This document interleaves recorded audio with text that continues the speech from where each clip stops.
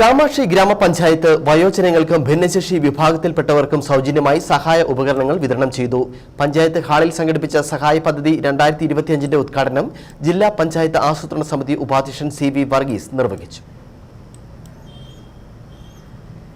കാമാക്ഷി ഗ്രാമപഞ്ചായത്ത് 2024-25 വാർഷിക പദ്ധതിയിൽ ഉൾപ്പെടുത്തി ICDS ഇടുക്കിയുടെ നേതൃത്വത്തിലാണ് സഹായ പദ്ധതി നടപ്പാക്കുന്നത്.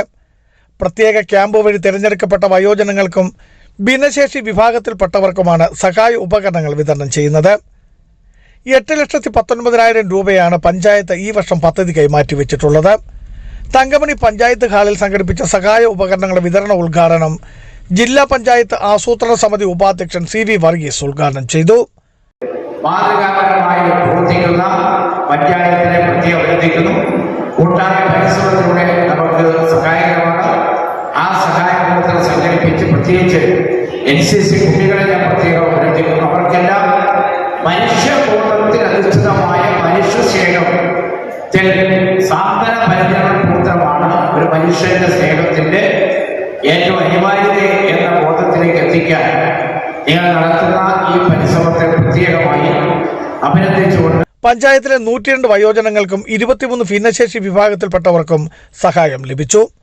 ഗ്രാമപഞ്ചായത്ത് പ്രസിഡന്റ് അനുമോൾ ജോസ് അധ്യക്ഷയായിരുന്നു. Thankamani saint Thomas higher secondary school head master Madhu K. James മുഖ്യപ്രഭാഷണം നടത്തി. പഞ്ചായത്ത് ക്ഷേമകാര്യ standing committee chairman Soni Chollamadam പദ്ധതി വിശദീകരണവും നടത്തി. പഞ്ചായത്ത് വൈസ് പ്രസിഡന്റ് റെജി മുക്കാട്ട്, ആരോഗ്യ വിദ്യാഭ്യാസ standing committee chairperson Reni Roy, ഗ്രാമപഞ്ചായത്ത് അംഗങ്ങളായ MJ John, Shirley Joseph, Cheriyan Kattakkayam, Reena Sunny, VN Prahladan, Jindu Binoy, Kerala state ഭിന്നശേഷി കോർപ്പറേഷൻ അംഗം ഗോപി ശങ്കർ, കൗൺസിലർ എബിൻ പന്തലാനി, ലിസി മാത്യു, D. മറിയാമ്മ തുടങ്ങിയവർ സംസാരിച്ചു.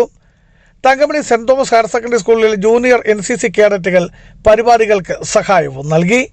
ബിജു വൈശൻ പറമ്പിൽ, ഇടുക്കി വിഷൻ ന്യൂസ്, ഇടുക്കി.